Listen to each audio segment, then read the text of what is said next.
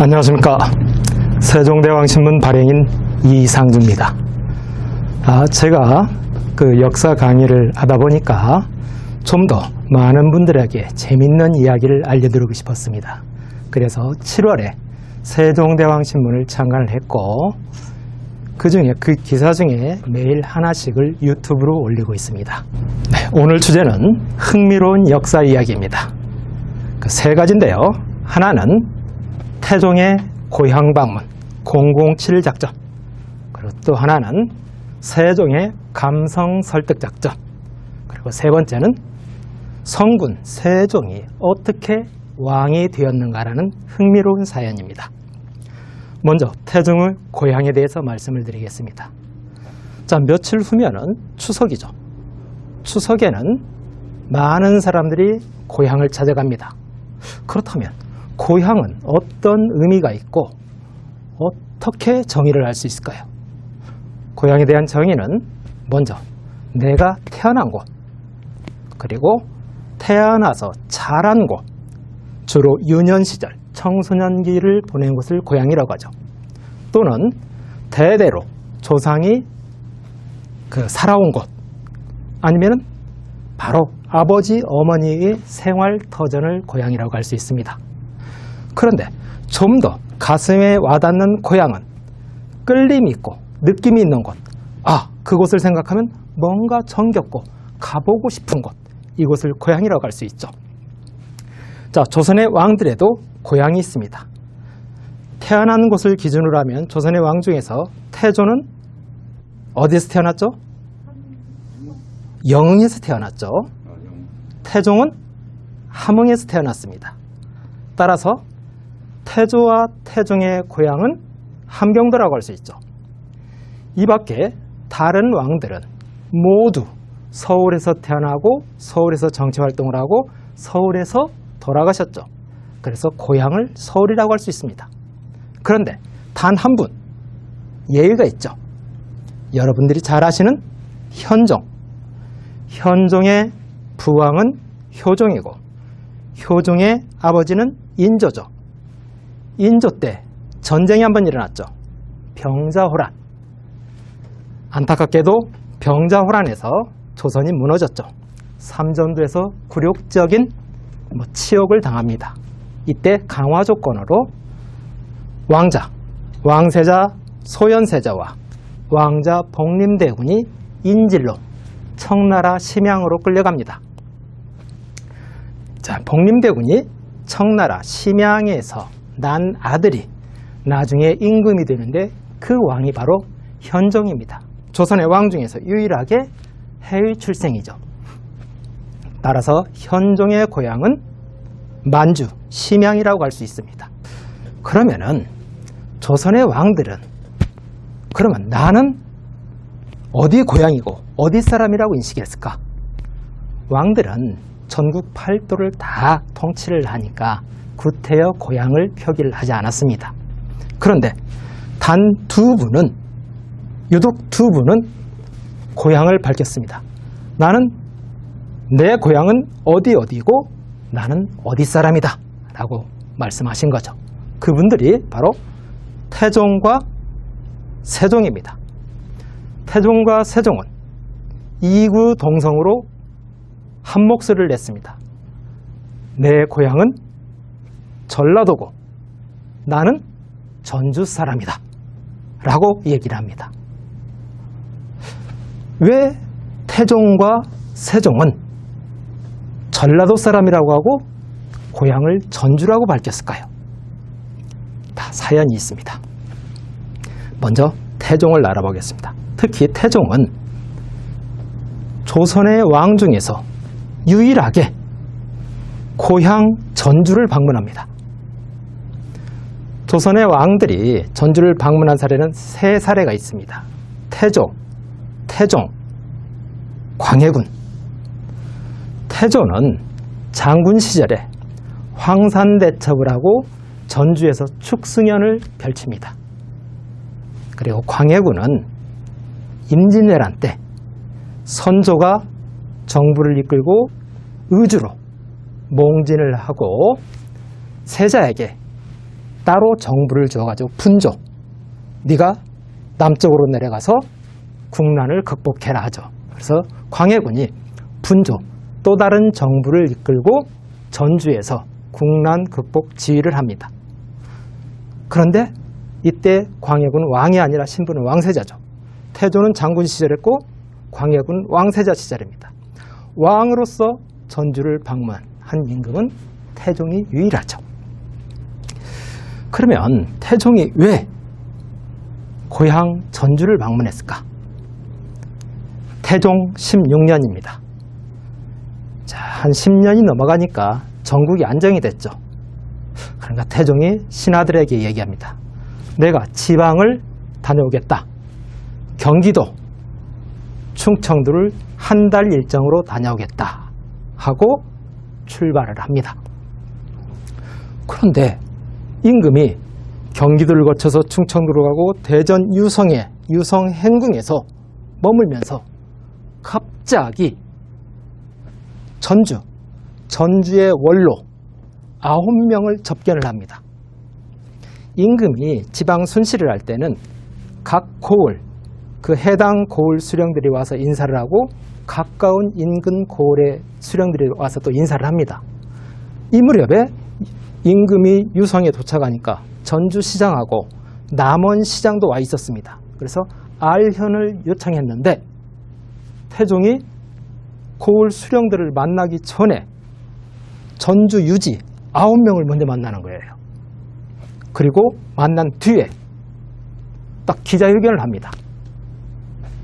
자, 대전 지역 다 기자들 다 모아놓고 내가 며칠 후에 금산을 거쳐서 전라도 임실에 가겠다.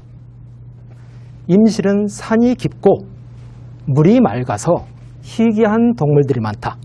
그곳에서 사냥을 하겠다라고 선언을 합니다. 이 선언을 하니까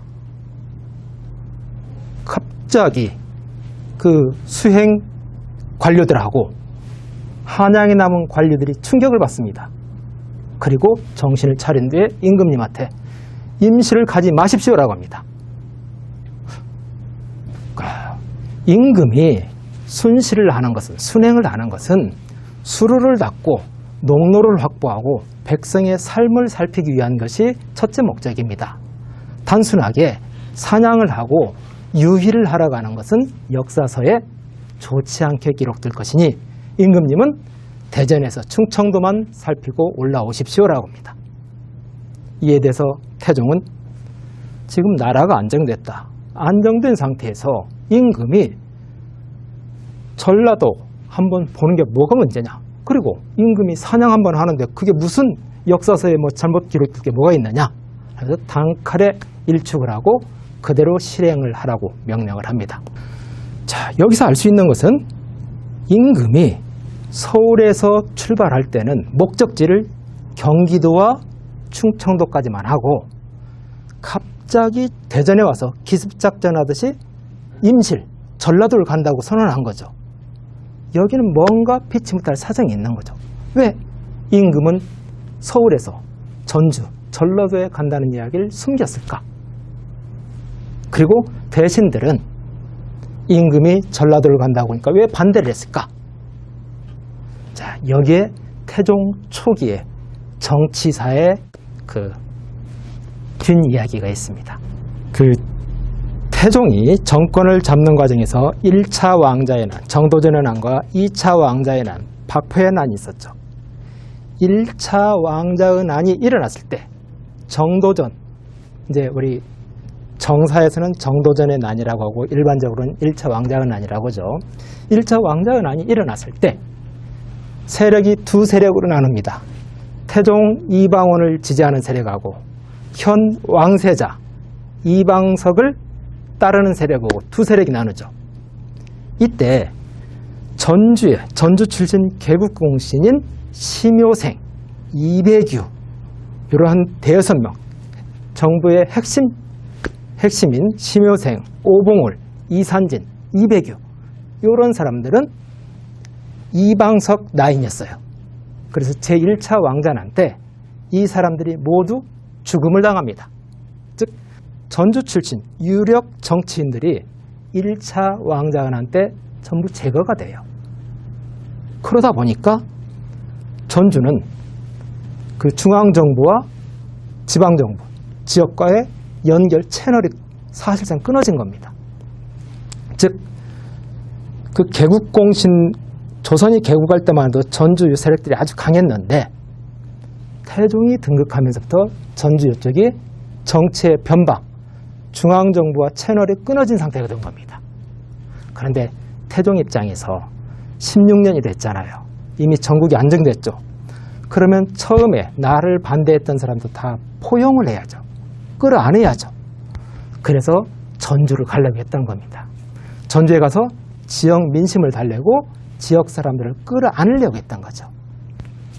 그런데 만약에 서울에서부터 임금이나 전주에 간다고 하면 집권 여당, 지금 대신들은 집권 여당이죠. 그 정권 다툼에 승리한 사람들, 이 사람들이 정권 다툼에 패한 사람을 임금이 만난다. 그럼 그 사람들을 다시 기용한다는 얘기잖아요. 그러니까 집권 여당에서는 임금이 야당 만난다고 하면 절대 반대를 하겠죠. 그래서 임금이 서울에서는 그 얘기를 하지 않고 대전에 와서 전격적으로 선언을 한 것입니다. 그래서 임금은 이제 임실로 가요. 임실 가가지고 사냥을 한다고 했잖아요. 근데 임실에 도착한데 임금은 사냥을 하지 않아요. 사냥을 하지 않고 신하들만 사냥을 시킵니다. 그리고 잠시 휴식을 취하면서 이제 다음날 바로 전주로 가는 거죠. 여기서 임금의 목적성이 분명히 나타나는 거죠. 사냥을 한다고 임실 간다고 했는데 사냥을 하지 않은 거잖아요. 전주로 가기 위한 디딤돌이었던 거죠. 이제 지도를 보시면 임실은 전주 남쪽에 있어요. 그래서 서울로 돌아오려면 전주를 거치게 되어 있습니다. 임금의 목적은 전주 방문에 있었던 거죠. 그리고 임실에서 또 한 번 기자회견을 합니다. 이제 임실 사냥터를 이제 잘 닦은 사람이 대호군 이군실입니다.